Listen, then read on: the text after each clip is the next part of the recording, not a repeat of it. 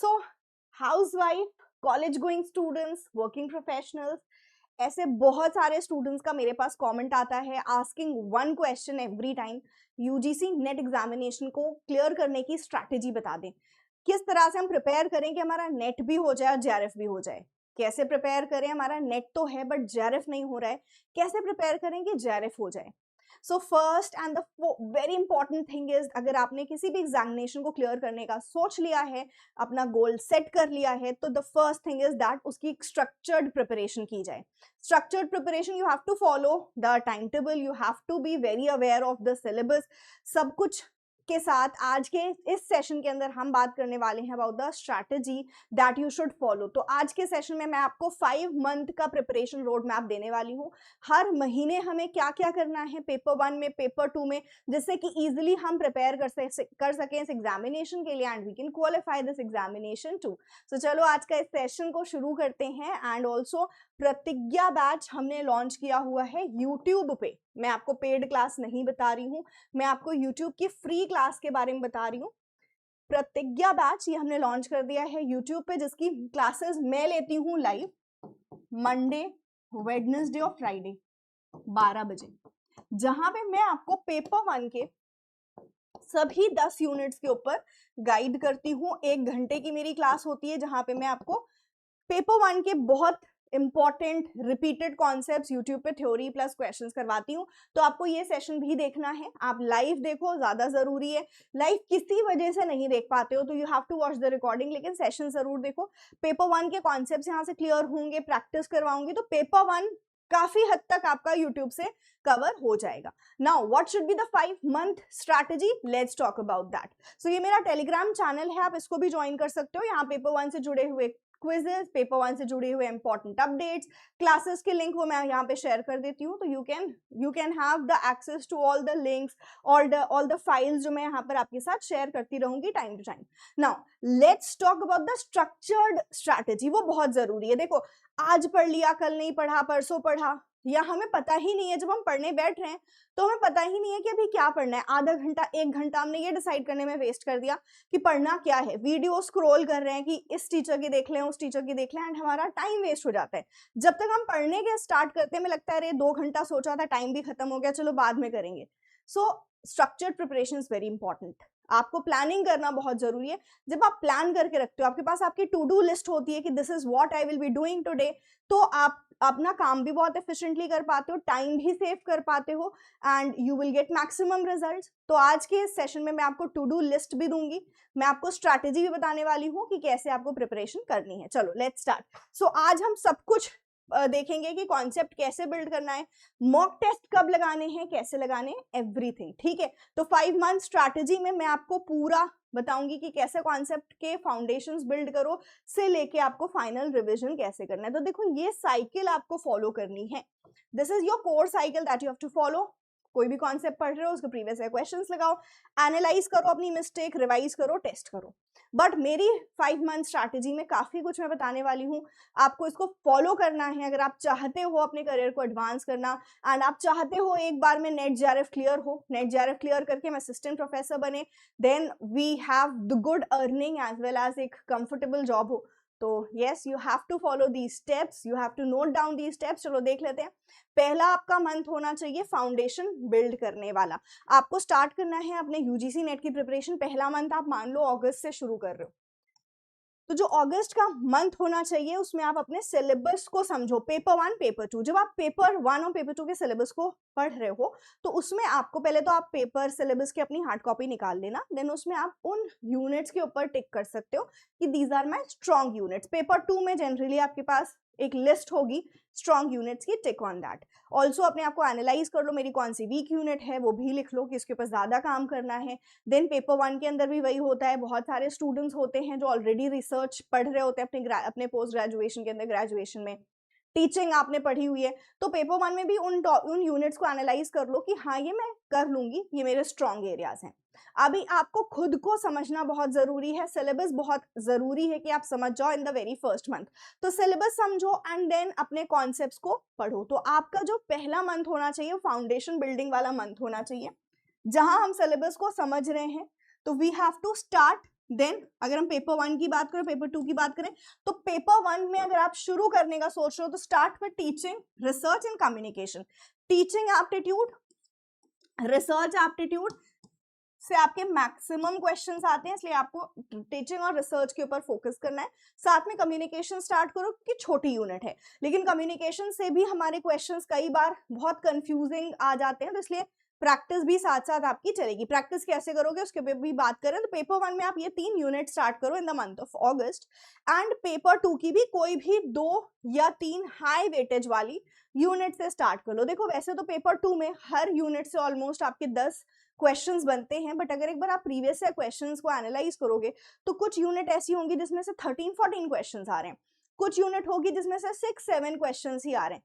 तो आप पहले उन यूनिट के साथ शुरू करो जिसमें से आपके 12, 13, 14 क्वेश्चंस आ रहे हैं, तो हाई वेटेज यूनिट के साथ स्टार्ट करो।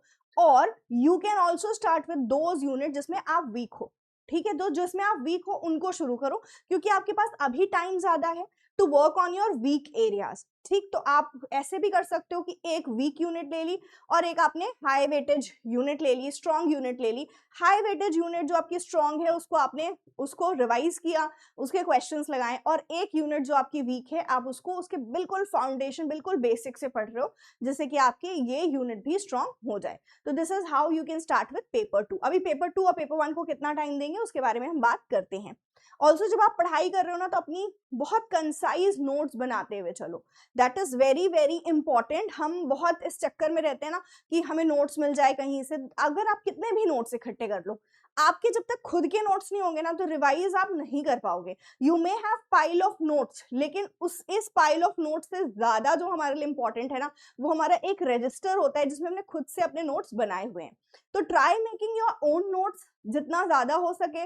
अदरवाइज अगर आप नहीं बना पा रहे हो, आपके पास टाइम कॉन्स्ट्रेंट है, तो आप अच्छे स्टडी मटेरियल्स अपने पास रखो एंड उन स्टडी मटेरियल्स को हाईलाइट करो। अगर आप नहीं कर सकते हो हर एक नोट्स के डाउनलोड करके उसकी प्रिंट निकलवाना, जैसे हम आपको पेड कंटेंट देते हैं तो आप उसको प्रिंट नहीं निकलवा सकते हो, तो आप उसको ई फॉर्मेट में ही रखो, ऑनलाइन फॉर्मेट में, बस उसको आपको हाईलाइट करते हुए चलना है। आपके पास आपके नोट्स में भी ना हाईलाइटेड पोर्शंस होने चाहिए, क्योंकि रिवीजन में हमको पूरी कहानी नहीं पढ़ी जाती। The highlighted points will be very helpful revision के टाइम पे। अच्छा, आगे चलते हैं। आपको प्रीवियस ईयर क्वेश्चन साथ साथ लगाना है। जैसे ही आपने एक टॉपिक को पढ़ा, आप प्रीवियस ईयर क्वेश्चंस लगा लो। साथ में अंडरस्टैंडिंग बिफोर मेमोराइजिंग, मतलब कॉन्सेप्ट को रटना छोड़ दो, क्योंकि UGC net is conceptual.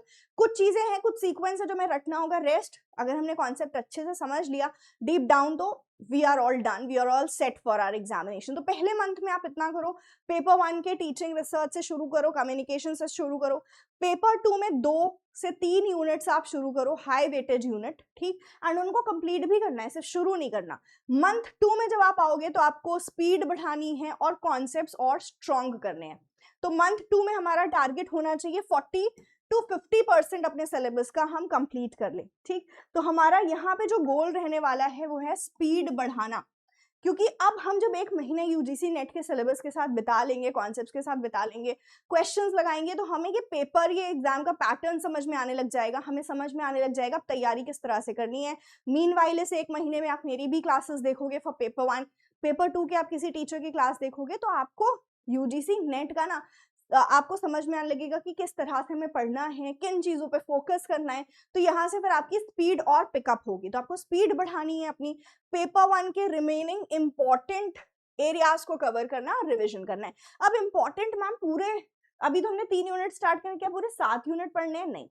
Paper 1 को देखो, मैं आपसे बोलती हूँ हमेशा, अगर आपने मेरी प्रीवियस वीडियोस देखी हो, नहीं देखी तो मैं बता रही हूँ, पेपर 1 को ना हमें 2 पार्ट्स में डिवाइड करना है।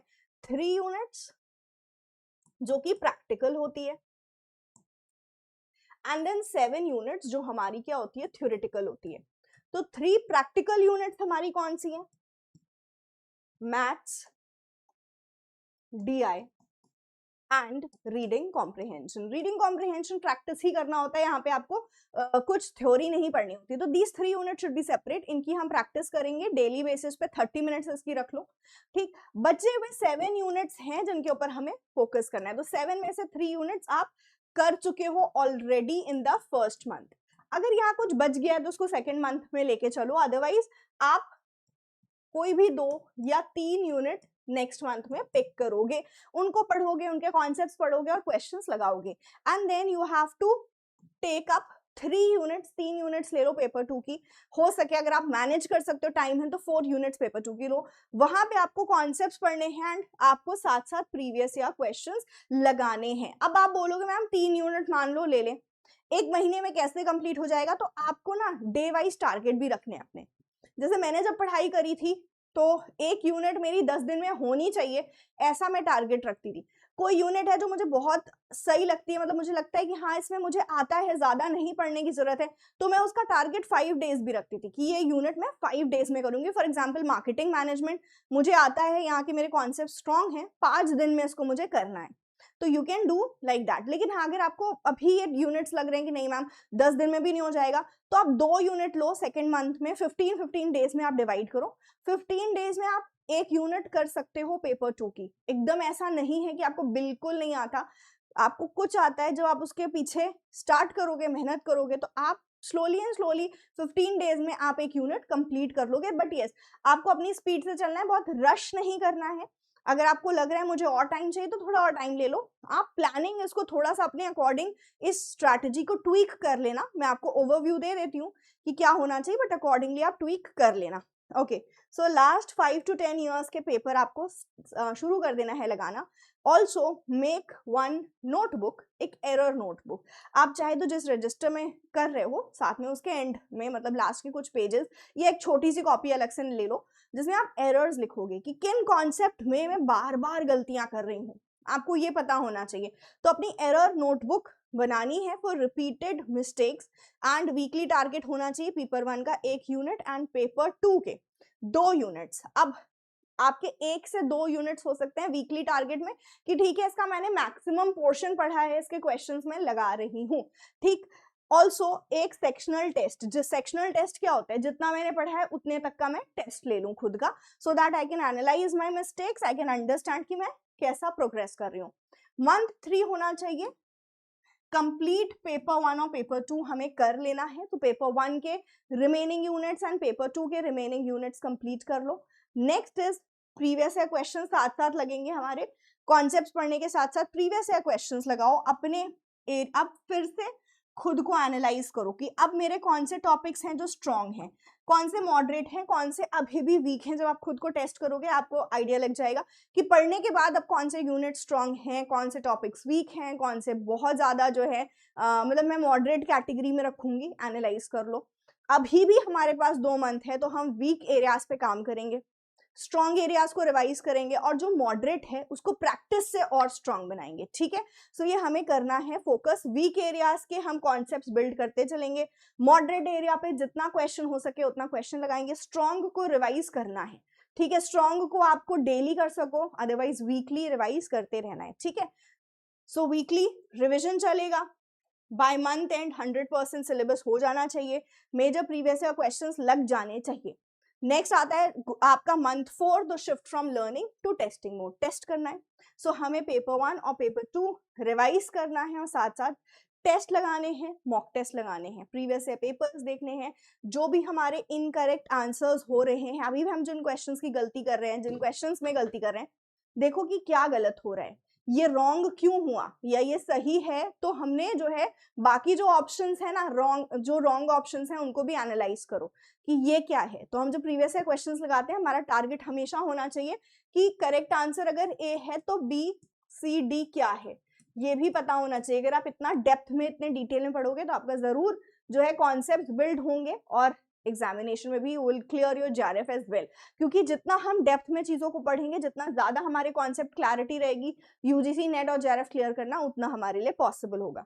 जो रिपीटेड कॉन्सेप्ट्स हैं, जो फ्रीक्वेंटली आस्क्ड टॉपिक्स हैं, जब आप प्रीवियस ईयर क्वेश्चन लगाओगे आपको पता चल जाएगा, उनको प्रायोरिटाइज करो, ठीक है। Okay, month 5 will be final revision mock test. तो हमें यहाँ पे पूरा आपका वीक 1 और 2 में पूरे फुल लेंथ मॉक टेस्ट लगाने हैं, हर हफ्ते वीक एरियाज का रिवीजन करना है। वीक 3 एंड 4 में देखो क्या करना है, 3 में फुल लेंथ मॉक लगाना है, फुल लेंथ मतलब पेपर 1 प्लस पेपर 2 का मॉक लगाना है। इंटेंसिव एरर एनालिसिस करनी है, जहां भी मैं गलती कर रही हूँ मॉक लगाने में तो उस गलती का पता लगाओ, अपने शॉर्ट नोट्स को रिवाइज करो, प्रीवियस या क्वेश्चन, मतलब पूरा रिविजन चलेगा। कुछ भी स्टार्ट नहीं करना नया in the 5th month and just focus on time management. Time management बहुत जरूरी है। एग्जामिनेशन में हम क्वेश्चंस कई बार गलत नहीं करते, कई बार क्वेश्चंस मिस कर देते हैं, जिसकी वजह से हम बहुत पीछे रह जाते हैं। तो we have to make sure कि हम टाइम को अच्छे से मैनेज कर रहे हैं। मॉक टेस्ट के टाइम पे आपको प्रैक्टिस करना है। सो जब हम इस तरह से अपनी प्रिपरेशन करेंगे, दैट इज फर्स्ट, सेकेंड और थर्ड, ये 3 महीने का टारगेट आप लोग बनाओगे। मैंने तो आपको बता दिया कि इतने यूनिट्स ले लेना, अब आपके ऊपर है कि आप कैसे उसको मैनेज कर रहे हो। बट ये 3 महीने आपके होने चाहिए। कॉन्सेप्ट अपने पेपर 1 और पेपर 2 के अच्छे से पढ़ के इनके नोट्स बन जाने चाहिए। लेकिन जब मैं ये कर रही हूँ ना, तो साथ साथ प्रैक्टिस भी करते रहना है। प्रैक्टिस हमेशा से चलेगी, फर्स्ट डे से आपकी प्रैक्टिस चलेगी। Now in the 4th and 5th month हमें मेजरली फोकस करना है। 4th एंड 5th मंथ में जितना रिवाइज कर सको, जितना ज्यादा प्रैक्टिस कर सको।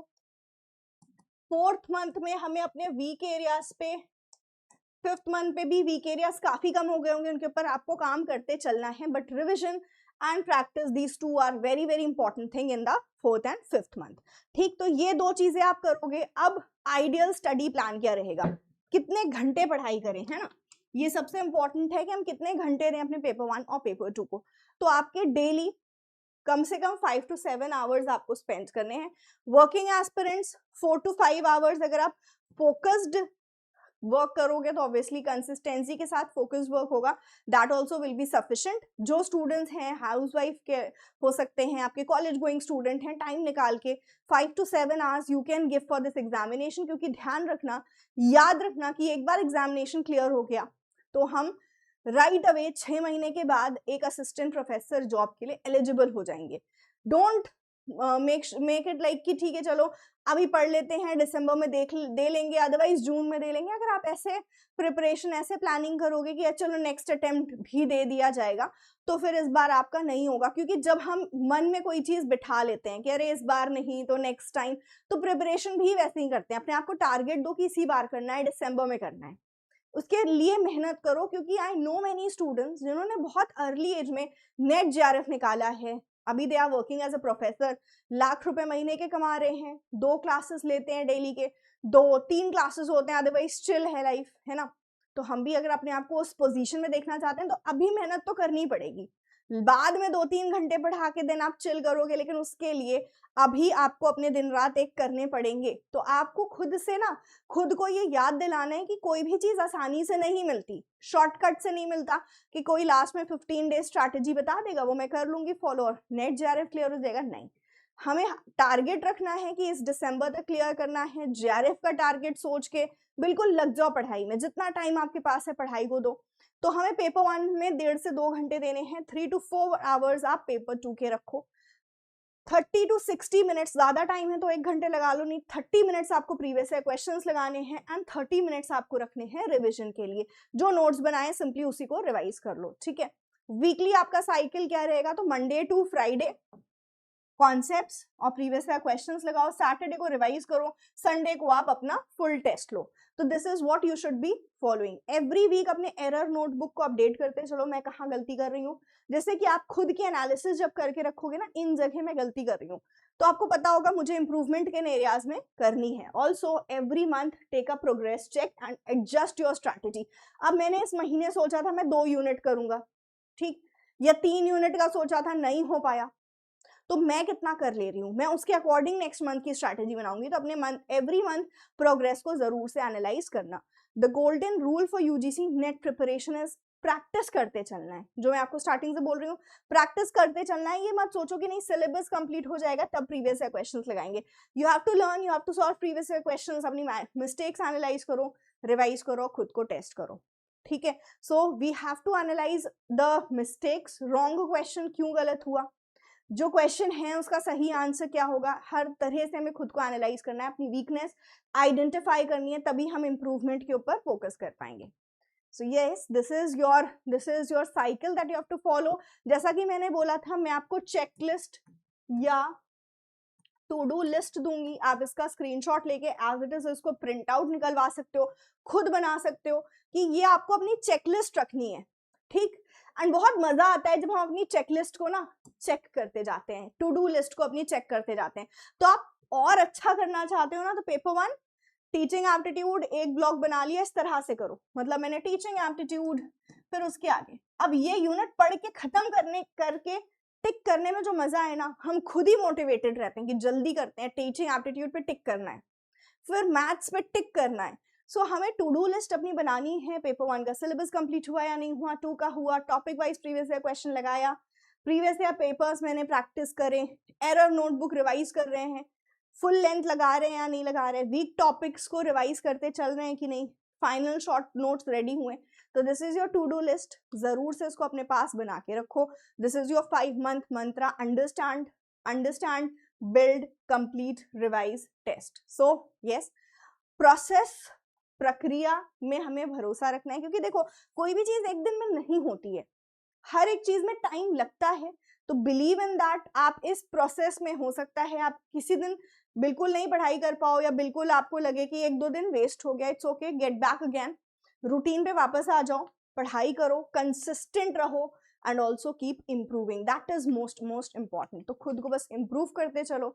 And yes, that was it, thank you so much. I hope आपको ये स्ट्रैटेजी वीडियो अच्छी लगी होगी। Do let me know in the comments how was it. मैं इस तरह की और वीडियोस आप लोगों के लिए लेके आती रहूंगी, जिससे कि मैं आपको मोटिवेट कर सकूं इस बार नेट और जेआरएफ क्लियर करने के लिए। So you have to follow me, you have to watch the classes. I will make sure in every class of mine मैं आपको motivate करूं to become better version of yourself, to become better in your paper 1 and paper 2. So yes, इसी के साथ, इसी promise के साथ I'm ending this session. This is your paper 1 faculty गुलशन अख्तर। मैं मिलूंगी आपसे अगली वीडियो में, तब तक के लिए take care and have a great day ahead.